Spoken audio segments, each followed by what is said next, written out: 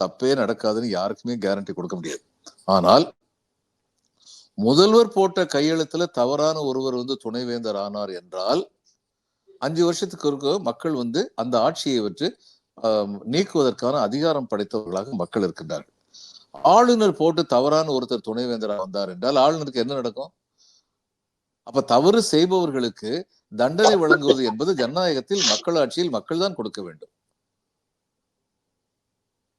ஆனா இவங்க ஆளுநர் தரப்புல இருந்து சொன்னது அதுதானே சார். முதல்வர் கையெழுத்து போட்டாங்க அப்படின்னா கட்சி சார்ந்து பதவிகள் கிடைக்கும் அப்படிங்கிறதுனாலதான் ஆளுநர் நிறுத்தி வைத்திருக்கிறார் அப்படிங்கிறதா சொல்லப்பட்ட ஒரு காரணமாக இருந்தது. அவரே வாய் திறந்து சொல்லலைனாலும் பாஜக சப்ஸ்டியூட்டா இருந்து அதை சொல்லிட்டு இருந்தாங்க. அப்ப இந்த ஊழல்கள் எல்லாம் நடக்காது. இல்ல, பல சமயங்களில் எனக்கே குழப்பம் இருந்தது. இது பிஜேபியுடைய மாநில கட்சி தலைவர் அண்ணாமலையா ஆர் என் ரவியான்னு எனக்கே குழப்பமா இருந்தது. பல பேருக்கு அப்படி குழப்பமா இருந்தது. அப்படி இருக்கும்போது கட்சி சார்பாக நடந்து சொல்றதுக்கு ஆர் என் ரவிக்கு எந்த உரிமையும் கிடையாது.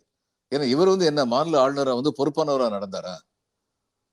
இவருக்கு இதெல்லாம் சொல்றதுக்கு என்ன உரிமை இருக்கு?